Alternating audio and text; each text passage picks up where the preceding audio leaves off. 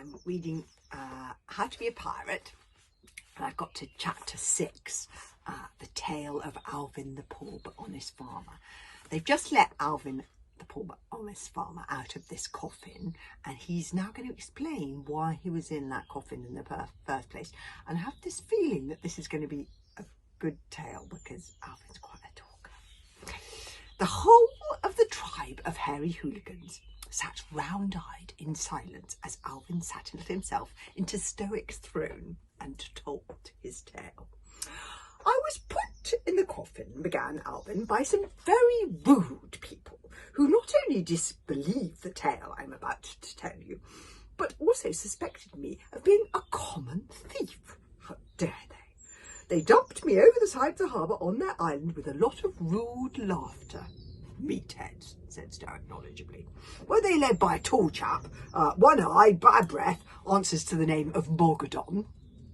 That does ring a bell, admitted Alvin. But how did you come into the coffin in the first place? Asked Stoic. I am a poor but honest farmer, said Alvin. And a long time ago, in the peaceable country, far, far away, I was digging up some ground for planting potatoes when I came across this coffin, which just fell apart in my hands, fell open in my hands. And when you opened this coffin, that says quite clearly, do not open on the front, asked old Wrinkly thoughtfully, was there not some sort of surprise? You could say that, admitted Alvin with a good-natured smile, but perhaps the smile did not quite reach his eyes. I opened the coffin, reached forward quite innocently to grasp something inside, and the coffin snapped shut with the force of a shark's jaws, and in one stroke it cut off my hand. Alvin held up his right arm, and there, where his hand should have been, emerging from its sleeve, was an iron claw. The hooligans gasped in horror. I love this picture of Alvin the poor but honest farmer. Look at him. Yes, telling his tale. Dearie me, tutted Stoic. Booby-trapped. I do apologise for my great-great-grandfather. He did have a nasty sense of humour. Yes, said Alvin, smiling happily once more, but luckily us poor but honest farmers can take a joke. And this, he gestured to the claw, is very handy for opening up oysters. Now, back to my tale.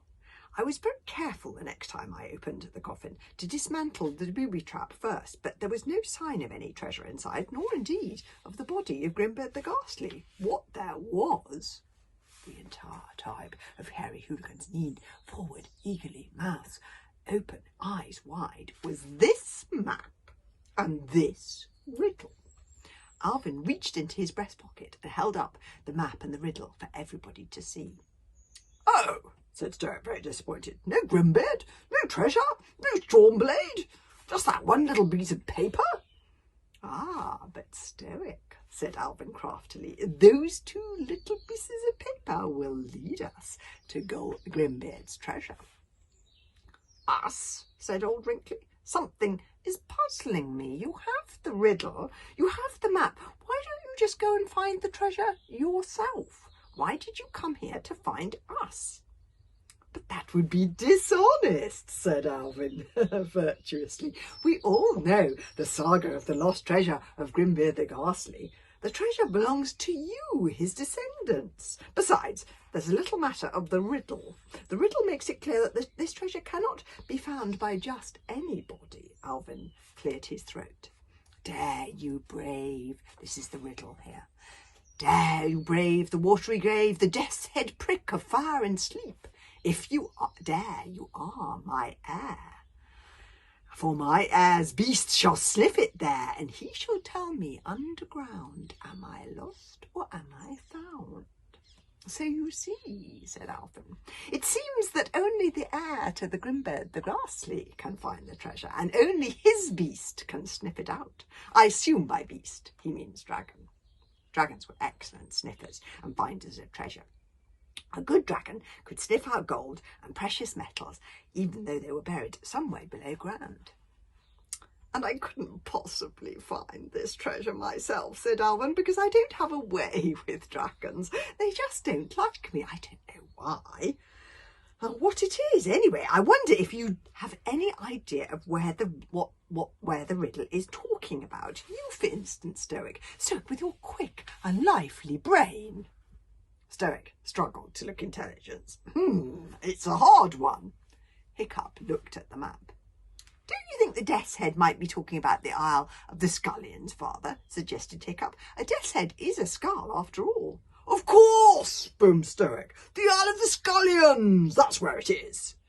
The Isle of the Scallions was a small island off the west coast of Burke that formed the shape of a skull and crossbones. It was this shape that Grimbeard had adopted in his flag, and most famously on his helmet. Yeah, that shape, you see. "So, this island here is the Isle of the Scallion, is it?" purred Alvin gleefully, pointing at the map. "And that's where we'll find our treasure." To Alvin's surprise, the hooligan started laughing. "Oh, there's no question of finding the treasure if it's on the Isle of the Scallions," said Stoic cheerfully. "Nobody has ever returned to from the Isle of the Scallions alive. Hiccup, you're the expert on dragons. You explain about scallions." "Okay.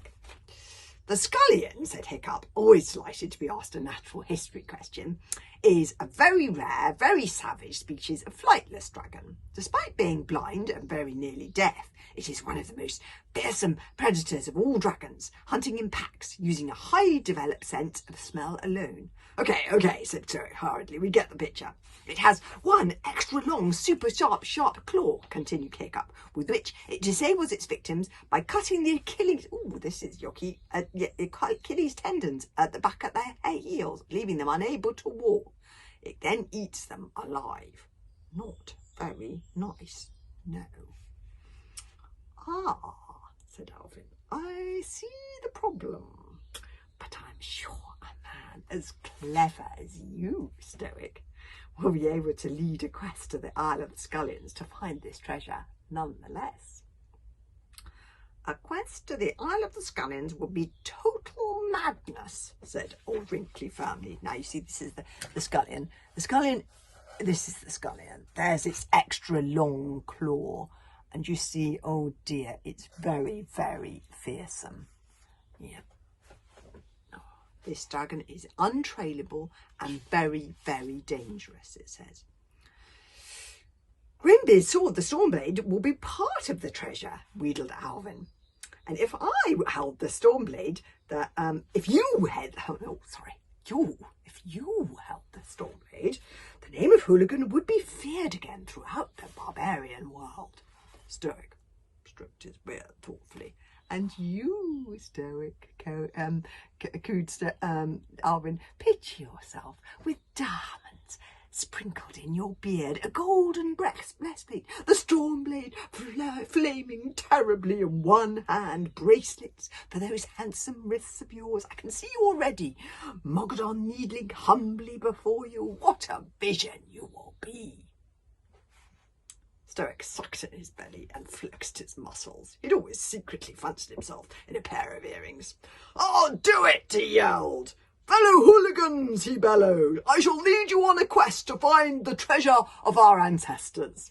"But it's insane," cried Hiccup. "Anyone who sets one toe on that island will be eaten alive in moments. It's suicide to even think of it." Everyone was cheering too hard to listen to Hiccup. "Glory and riches shall be ours," beamed Stoic, patting Alvin painfully hard on the back.